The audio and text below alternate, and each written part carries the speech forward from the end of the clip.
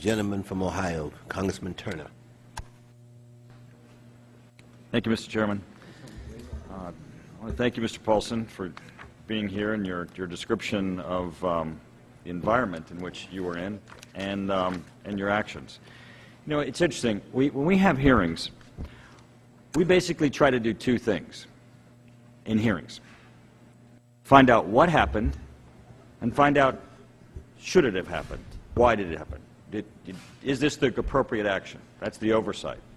Why it happened is a factual issue.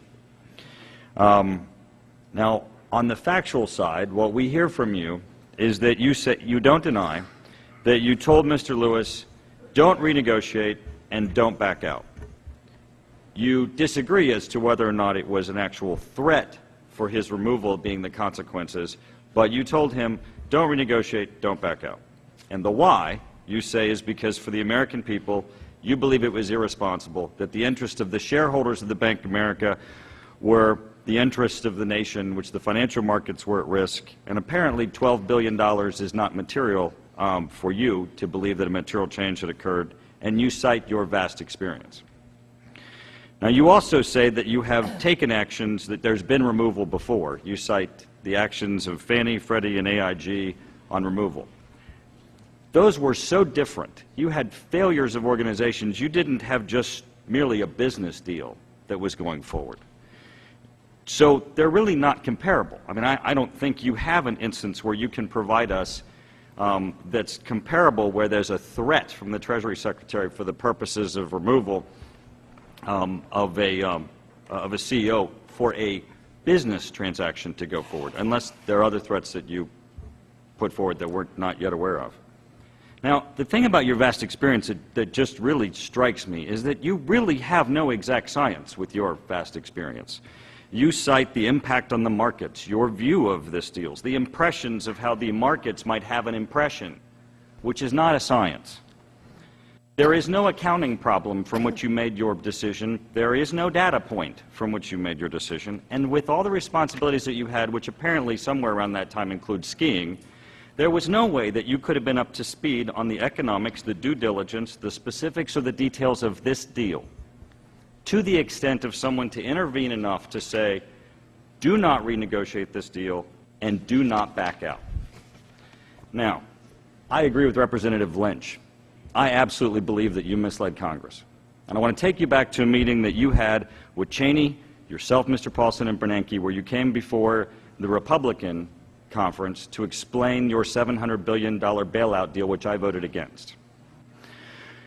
You came forward and told us that you were going to buy toxic assets, illiquid assets, and if these were not removed from the market, that we were going to have calamity, and that the crisis was those toxic assets were causing, again, the markets to have instability because the markets had the impression that these toxic assets, having no value, raised questions as to the value of the institutions.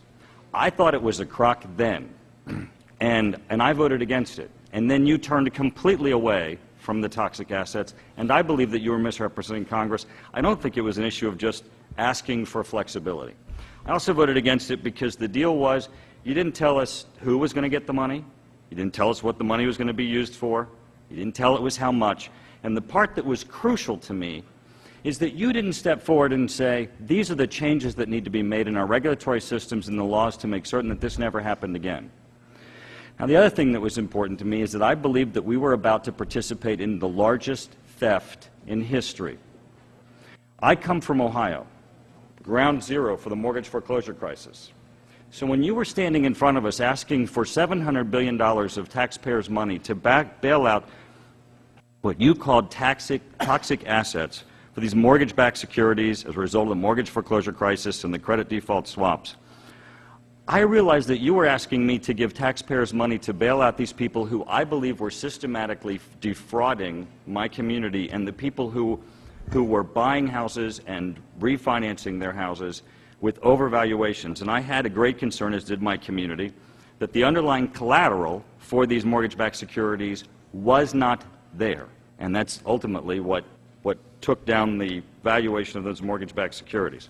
So my question to you is, Mr. Paulson, in your vast amount of experience, since you were in this position in July of 2006, while the mortgage foreclosure crisis was raging throughout the country, and your description of people losing their homes was happening then, not just in 2008 when you stepped in with your TARP program, there were record foreclosures. Mortgage-backed securities were being traded with significant questions, I believe, in the market of the underlying value of the collateral. Subprime mortgage lending was spiraling.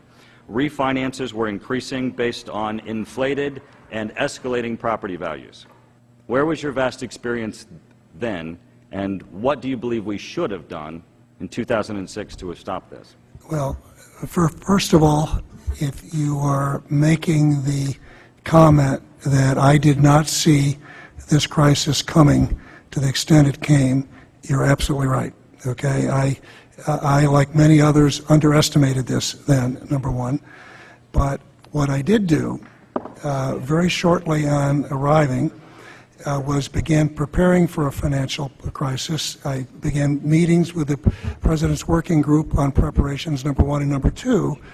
Although I would take exception with a lot of the things you said, I began working on a plan which we had announced in March, well before I went to Congress, to overhaul this outdated, inadequate regulatory system. And so we came out with that in March, came out with recommendations that we needed the authorities to wind down these non-banking institutions if they get in trouble, so they don't have to be bailed out.